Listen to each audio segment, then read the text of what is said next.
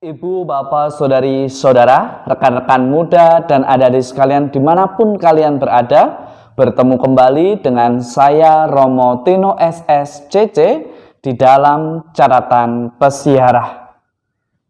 Jika Anda dan saya serta kita semua tinggal tetap dan menjadikan Tuhan Yesus sebagai pokok iman kita, Anda dan saya serta kita semua mestinya tidak lagi meributkan hal-hal sederhana, bahkan membenci mereka yang berbeda. Karena semakin mengenal Tuhan, semakin kita mestinya bijaksana dan dewasa di dalam menyikapi perbedaan yang ada. Sebelum kita mendengarkan permenungan dari catatan pesiarah, marilah kita membuat tanda kemenangan Kristus. Dalam nama Bapa dan Putera dan Roh Kudus. Amin. Tuhan Yesus Kristus, Engkaulah sang pokok anggur sejati, dan kamilah ranting-rantingnya. Kuatkanlah kami ya Tuhan, semoga kami selalu tinggal di dalam Engkau dan menghasilkan buah baik yang melimpah di setiap langkah kehidupan kami. Jangan biarkan kami hidup dengan ketidakpastian dan tidak menghasilkan buah. Tetapi jadikanlah kami anak-anak-Mu yang senantiasa berani, senantiasa menjadikan Engkau sebagai pokok pegangan hidup kami di setiap langkah persiaran kami di dunia ini. Demi Kristus Tuhan dan pengantara kami. Amin.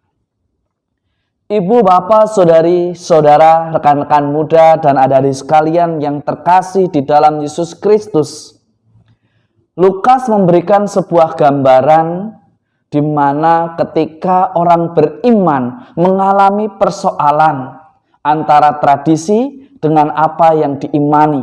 Betulkah orang diselamatkan ketika seseorang itu melakukan budaya tertentu?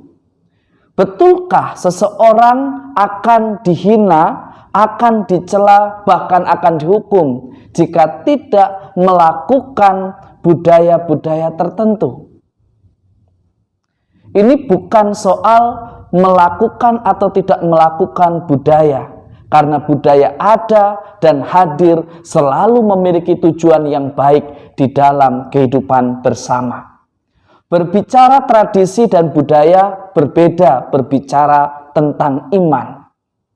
Iman itu lebih pada kepercayaan dan juga lebih pada keyakinan yang menyelamatkan. Iman adalah tanggapan atas panggilan Tuhan kepada Anda, saya, serta kita semua. Ketika kita menjawab ya atas panggilan Tuhan, Tuhan tetap tidak pernah berubah. Dia akan menerima kita apa adanya, baik disunat atau tidak disunat. Baik yang berdosa tetapi bertobat, maupun mereka yang senantiasa memuji dan memuliakan Tuhan. Beriman bukanlah hanya sekedar perkara sederhana atau perkara yang berkaitan tentang tradisi dan budaya. Tentu tradisi dan budaya sudah melekat di dalam kehidupan bersama yang mengatur dinamika hidup bermasyarakat. Bukan sesuatu yang salah, juga bukan sesuatu yang mesti dimusnahkan, karena tradisi dan budaya tidak pernah bertentangan dengan iman. Justru mestinya semakin beriman, dia semakin menyadari pentingnya keutuhan ciptaan, pentingnya keutuhan dinamika di dalam hidup bermasyarakat. Semakin beriman, ia menghadirkan kedamaian di tengah-tengah perbedaan. Orang yang semakin beriman justru seringkali tidak memaksakan kehendak. Bahkan seringkali ia dengan rendah hati mau masuk ke pintu mereka, mencoba untuk menyelami apa yang dipahami, tetapi dengan kesimpulan yang sungguh bijaksana yang membawa setiap orang pada keselamatan. Berbeda bukan berarti menyesatkan. Berbeda juga bukan berarti membahayakan. Mestinya semakin kita beriman, mengenal Kristus, tidak lagi ada perbedaan Anda orang Yahudi atau bukan, Anda orang Indonesia atau bukan, Anda orang Eropa atau bukan. Di dalam iman yang menjadi dasar bagi kita murid-murid Kristus adalah kasih itu sendiri. Ada tradisi yang sangat baik ketika ada persoalan. Mereka tidak semena-mena memutuskan, tidak semena-mena menghakimi, tidak semena-mena menyalahkan atau mengharamkan sesuatu yang sudah menjadi tradisi. Paulus dan Barnabas mengajari Anda dan saya serta kita semua untuk membiasakan mendiskusikan perbedaan, mencari jalan tengah, mencari jalan yang mendamaikan dan bukan yang memecah belah. Semakin beriman, semakin dia berani memberikan solusi, semakin dia kreatif di dalam menghadirkan sukacita dan keselamatan bersama tanpa harus menentang apa yang sudah ada, tanpa harus menghakimi apa yang sudah lama terjadi di dalam kehidupan yang mewarnai perjalanan hidup kita. Kuncinya satu, berani menjadikan Yesus sebagai pokok kehidupan kita. Kita tahu bahwa Allah Tuhan kita Yesus Kristus tidak pernah berubah. Ia tetap mengasihi Anda. Ia tetap mengasihi saya. Ia tetap mengasihi kita semua meskipun kita seringkali jatuh. Meskipun kita terlepas dari pokok itu, tetapi Tuhan tetap menunggu.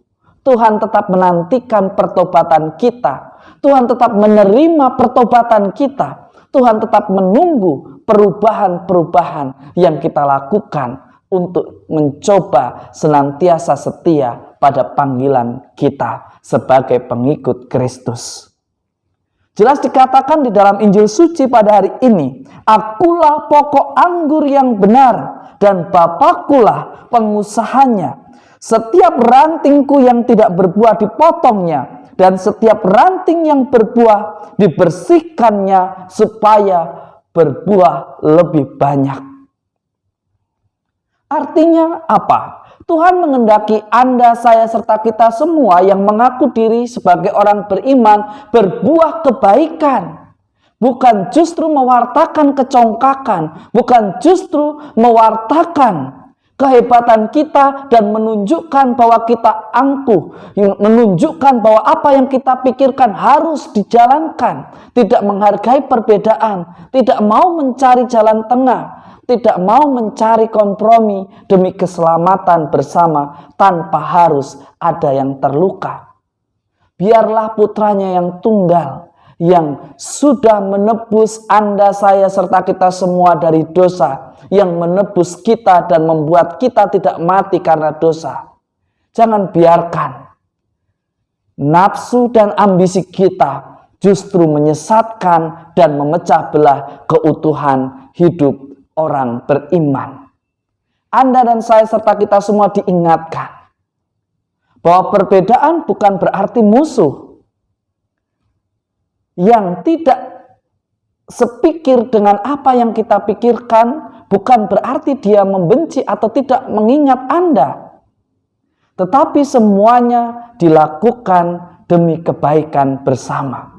Itulah yang dilakukan oleh gereja perdana. Senantiasa mendiskusikan, mencari solusi agar semuanya berjalan sebagaimana yang Allah kehendaki. Bukan untuk berdiskusi dan membiarkan serta mengarahkan orang lain untuk membenarkan apa yang kita pikirkan.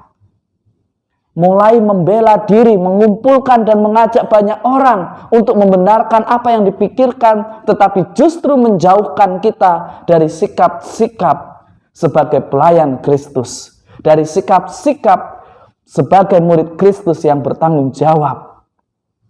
Anda dan saya serta kita semua hari ini ditantang bagaimana kita sebagai orang beriman untuk hidup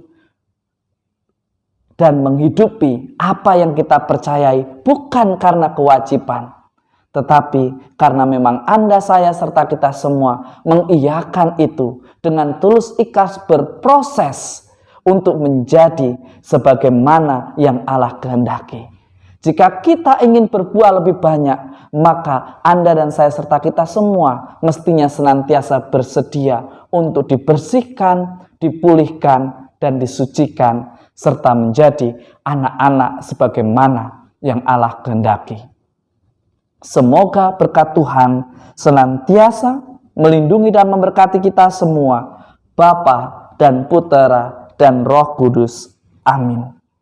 Tuhan telah bangkit dan menerangi hati Anda, saya, serta kita semua. Dan iman kita adalah jawaban atas panggilan Tuhan. Jika memang demikian, mestinya kita melakukan apa yang menjadi tugas dan tanggung jawab kita di dalam kehidupan nyata kita. Karena iman bukanlah hanya sekedar kata, tetapi iman adalah bukti nyata di dalam tindakan hidup kita yang nyata di dalam persiaran di dunia. Tuhan memberkati. Amin.